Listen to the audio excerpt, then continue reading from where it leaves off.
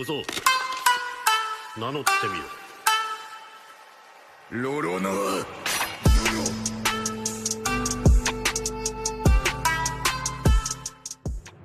E aí galera, tudo certo? Sejam bem-vindos ao canal Supernovas, o canal favorito de Eiichiro Oda. Meu nome é Isaac e tamo em mais um Supernova Responde, aquele quadro que vocês conhecem muito bem, onde vocês mandam suas teorias, suas perguntas sobre o capítulo mais recente ou sobre a obra como um todo, e eu tento aqui responder aqui da melhor maneira possível. Vocês mandaram muitas perguntas sobre o Barba Negra, sobre o Caribou, a possível entrada dele no bando do Teach. É claro, vamos falar aqui sobre a batalha entre o Sanji e o Kizaru, e desde já eu queria pedir desculpa porque teve muita pergunta nesse post, inclusive segue lá a gente no @canal Supernovas, mas isso não significa que a sua pergunta não vai ser lida, porque provavelmente vai ter uma parte 2 como sempre. Então caso o seu comentário não aparecer aqui, paciência. E lembrando galera, essa semana a gente lançou um dos maiores vídeos do canal, e quando a gente fala um dos maiores vídeos do canal, vocês sabem o que a gente quer dizer. O vídeo tem praticamente quase 1 hora de duração, infelizmente foi um dos vídeos que o YouTube acabou limitando o alcance, então se vocês puderem passar lá, a gente agradece demais. É sobre Elbaf, o próximo arco, então se você tá curioso para saber sobre esse arco, se você tá ansioso, dá uma passada lá que vocês vão gostar demais, que esse vídeo tá sensacional. Léo mandou bem nas teorias. Dito isso, sem mais enrolação, bora direto para essas perguntas. A primeira pergunta é do Dre Almeida, ele falou o seguinte: se Caribou ir para a tripulação do Barba Negra, ele contará sobre as armas ancestrais. Teach vai para Wano e destruirá as fronteiras usando seu poder da Gura Gura no Mi, para conseguir a Pluton. Momonosuke e os samurais de Wano terá que se provar contra os invasores novamente. E cara, realmente eu não tinha parado para pensar nisso, sobre o Caribou ter tanta informação assim, uma coisa que inclusive a gente não comentou tanto no vídeo de capítulo passado, onde a gente fez a nossa análise, mas realmente é uma coisa pra gente dar uma focada aqui, a gente gastar um tempinho pensando. Porque se a gente for ver a frase do Caribou capítulos atrás, e eu não tava lembrando que ele sabia sobre a Pluton, e uma coisa que vocês comentaram, eu fui pesquisar e realmente ele sabe, ele conhece a existência dela, ele diz o seguinte: Pluton está em Wano e antes soube de Poseidon. Tenho certeza que aquela pessoa, entre aspas, adoraria saber disso. Primeiramente, a gente tem que levar em consideração que aquela pessoa pode ser sim o Barba Negra, mas que também tem a ver com a tradução. Em outras traduções, ele acabou dizendo que ele tem informações importantes para dar para alguma pessoa que esteja interessada, alguma coisa assim. Não que necessariamente é uma pessoa em específico. Mas levando em consideração esse último capítulo sobre o desejo do Caribou entrar no bando do Barba Negra, realmente ele quer passar essa informação pro Barba Negra, porque ele sabe que o Teach é um cara que tem seus interesses, é um cara que quer ser grande, e o Caribou deve ter visto isso em algum lugar, em algum jornal, e criou esse desejo. Então sim, cara, o Barba Negra tendo essa informação, a gente pode meio que supor aonde a gente vai ver ele na próxima vez. Porque o One Piece tem muito disso, quando acaba um arco, a gente vê de uma ilha para outra, a gente vê movimentações de outros piratas. Como por exemplo, quando acabou o Thriller Bark, a gente acabou vendo o Barba Negra lutando contra o Ace. Então aqui a gente pode muito bem ver o Barba Negra tentando invadir o Wano quando o Egghead for acabar. E aí a gente vai ver os bainhas vermelhas passando sufoco e a Yamato que tá lá. Isso pode até acender uma rivalidade ainda maior entre Luffy e o Barba Negra. Porque se o Barba Negra acaba machucando os bainhas, alguns de seus amigos, e a Yamato avisa o Luffy de alguma forma, vai pôr mais lenha na fogueira e seria um ótimo recurso narrativo na minha opinião. Então sim, Caribou no bando do Barba Negra foi uma atacada de mestre do Oda. E ele tava guardando isso esse tempo todinho, e o Luffy meio que vai ajudar, indiretamente vai ajudar o Barba Negra, porque o Caribou tava esse tempo todinho andando aí com o Luffy, e é claro que teve todo um contexto para isso. Ainda sobre o Barba Negra, o Alan disse o seguinte: o que vocês acham do Barba Negra infiltrar em Marijoa? Quais são as maiores consequências que isso pode trazer? Manda um salve para...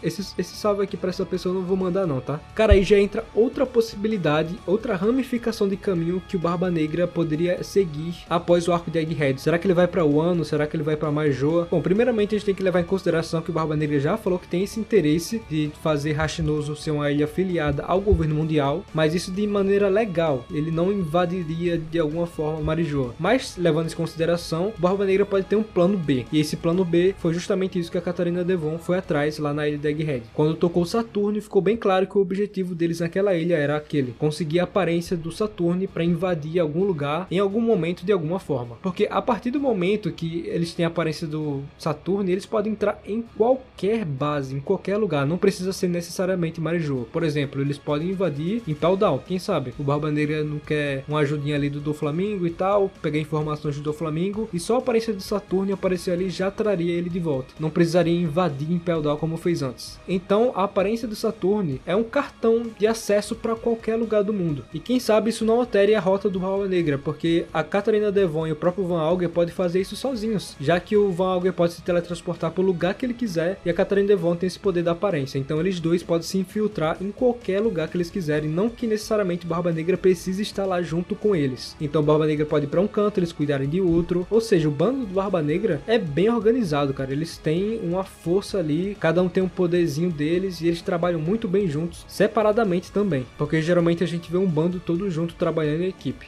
E ainda sobre o Saturno, o Felp disse o seguinte: e pela fala da Catarina, que tipo de habilidade é essa? Pode ser que o poder do Saturno não seja um Akuma no Mi? Cara, desde a primeira vez que o Saturno apareceu, usando aqueles poderes onde ele meio que foi invocado, eu sempre pensei que aquilo ali não era natural. A gente até teoriza em alguns vídeos do Insama de alguma forma ter poder sobre eles, de ter passado algum tipo de poder mitológico, entre aspas, porque eles têm poderes muito similares, muito parecidos, todos esses Goroseis, como a gente viu lá naquela cena do Sabo, lá em Marijoa. Então com certeza eu imagino que sejam poderes antigos, não que necessariamente precisa ser vinda de um Akuma no Mi, até porque não é porque um personagem tem um poder que significa que ele tem um Akuma no Mi. O próprio Sanji consegue fazer chamas, agora ele é muito resistente e ele não tem um Akuma no Mi. O próprio Nika, o Nika era um ser de borracha, ele não tinha Akuma no Mi, é tanto que a fruta do Luffy é Hito Hito no Mi modelo Nika, modelo um cara que já existiu. Então existiram sim esses deuses que tinham poderes naturalmente, assim como os Lunarians, por exemplo, e não tinham Akuma no Mi. Então uma coisa não tá ligada à outra nesse momento da obra. E ainda o Felp, ele lançou uma pergunta aqui muito boa que eu tenho que trazer pra cá. Ele disse o seguinte: vocês acham que o Zoro está sofrendo contra o Luffy ou só não quer lutar a sério? Porque ele não está usando o Haki do armamento e nem o Haki do rei. Cara, o que deu de polêmica isso aqui no último vídeo de capítulo, onde muita gente tenta justificar o motivo do Zoro estar tanto tempo ali com o Rob Lucy, não só aqui no vídeo, em várias outras páginas, em várias outras redes sociais, muita gente comentando sobre isso. E é claro que tem aquela rivalidadezinha entre Sanji e Zoro, porque o Sanji tá com Kizaru e o Zoro tá com o Rob Lucy. E é sempre engraçado de ver isso. Um dos argumentos que eu vi a favor do Zoro é que ele não estaria no seu 100%. Por exemplo, ele tá sem a bandana e tá sem as 3 espadas, sem o modo Santoryu. Ele só tá usando 2 espadas. Mas o que eu mais penso sobre isso é como subestima o Rob Lucy. Vamos lá, o Zoro sempre esteve um degrau abaixo do Luffy. Isso todo mundo sabe, isso não é segredo pra ninguém. No arco de Enies Lobby, o Rob Lucy é o vilão principal. Ele ali é o cara que bate de frente com o Luffy. E o Zoro tá um degrau abaixo, lutando com o Kako. Depois desse arco, o Lucy tem uma história de capa, onde mostra que ele se desvincula do governo mundial e vai treinar sozinho com aquela galera. Então não é como se o Rob Lucy esteja da mesma forma que ele esteve no arco de Enies Lobby. Não, ele ficou mais forte, ele evoluiu. Inclusive ele tá com a fruta aí despertada aparentemente, porque ele tem as fumaças que nem a do Luffy, que é uma Zoana, então o Zoan é muito resistente. Então eu vejo muito isso de subestimarem o Rob Lucy, sendo que ele sempre esteve um degrau acima do Zoro, e eu acho que eu tô colocando mais lenha nessa fogueira aqui. E esse tipo de coisa que, esse cara é bucha, esse cara não é bucha, sempre teve na comunidade e nunca vai parar. E eu tô gostando muito de ver isso aqui, e eu gostaria muito de saber o que o Oda pensa sobre isso também. Afinal, o Oda adora o Zoro, né? Zoro sempre tá mitando aí, sempre tá solando, como vocês mesmos falam. E ainda sobre nível de poder, o Paz Brum, que tá sempre por aqui no canal fazendo pergunta, disse o seguinte: Teach só ganha luta no off, poder oculto ou roteiro? Cara, eu acho que isso tem mais a ver com o próprio autor, porque a gente conhece muito bem que o Oda adora fazer essas lutas no off, não é só com Barba Negra. Citando Barba Negra, já que você mencionou, ele tem uma luta com Shanks, que ele faz aquela cicatriz no Shanks, até hoje a gente não sabe como isso aconteceu. Teve o final da luta com o Ace, que a gente não viu como foi o desfecho, e teve a própria luta com o LOL, que a gente viu o comecinho, mas não viu ele se completando. Teve também a guerra com o Marco e os que restaram da tripulação do Barba Branca após a guerra de Marineford. Então teve muita luta no off, a Aokiji, a Kaino foi no off. A luta entre aspas, que aparentemente não teve luta, entre Shanks e Kaido antes de Shanks ir para Marineford também não foi mostrado. Então é uma coisa natural que o próprio autor faz, não que necessariamente é uma coisa exclusiva do Barba Negra. Acontece com outros personagens também. Então se eu for chutar aqui, não é nem poder oculto e nem roteiro. Seria mais o Oda guardando o Barba Negra para enfrentar o Luffy, que é o principal inimigo da história. E sempre tem aquela discussão, quem é o principal inimigo, o Barba Negra ou o Insama? Fica entre esses dois. Então acho que o Oda não tá querendo queimar a largada, mostrar muito do Teach e tá guardando pro Luffy enfrentar ele lá pra reta final. Então eu fico mais nessa teoria mesmo. Mas é claro que ele tem um poder oculto, que é o fato dele pegar a Akuma no Mi dos outros, como fez com Barba Branca. Esse é o único poder oculto que a gente não conhece exatamente. Então essa deve ser uma das coisas que o Oda tá guardando também. E ainda sobre o Barba Negra, cara, teve muita pergunta sobre o Barba Negra. Se vocês gostam desse personagem, eu fiquei até surpreso. Teve mais perguntas sobre o Barba Negra do que sobre o Sandy. E o Sandy tá no hype, tá? O Harry falou o seguinte: salve canal Supernovas, beleza? Tudo certo por aqui, mano. Quer dizer, não tudo certo, porque eu tô gravando esse vídeo aqui pela segunda vez, então minha voz tá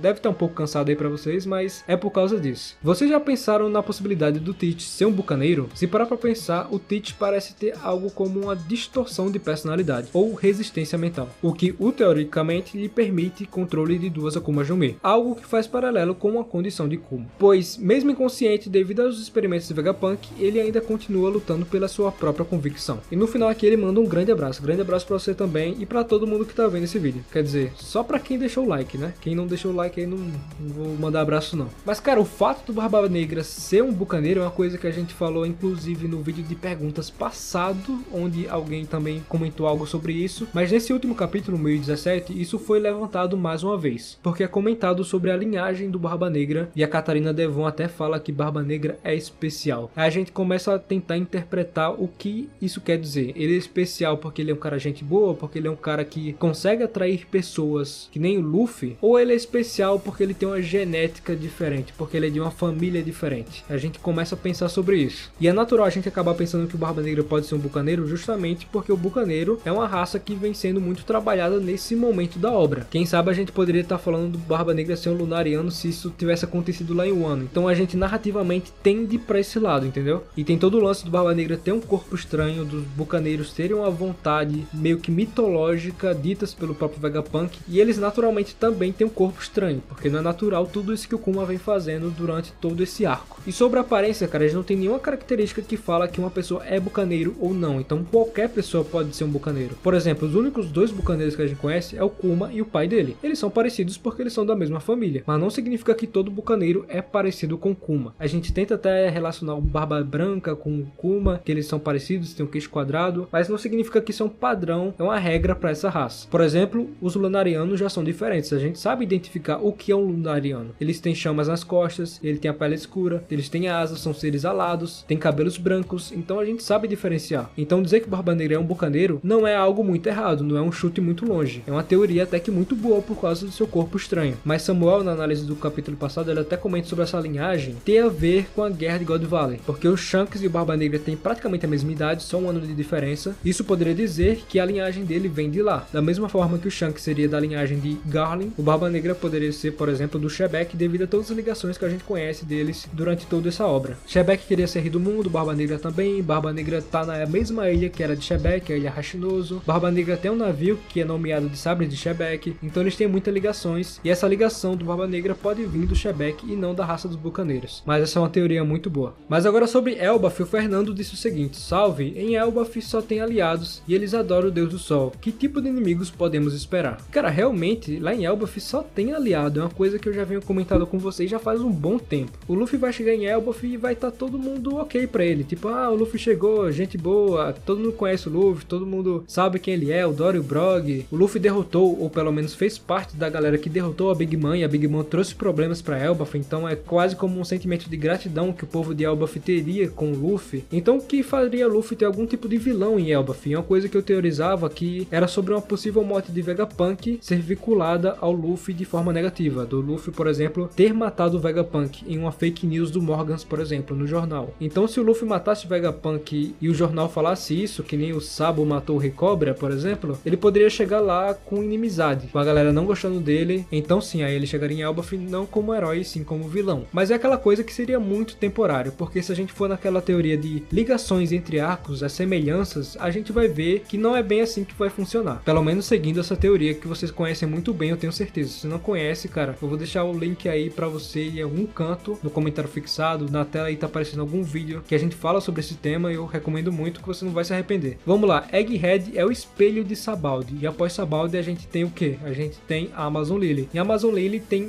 muitas semelhanças com Elbaf, inclusive isso. Em Amazon Lily, a Boa Hancock que acaba sendo vilã para o Luffy, mas não durante todo o arco, em algum momento, mas depois ela vê que o Luffy é um cara gente boa, vê que é um cara legal, vê que é um cara boa pinta, né?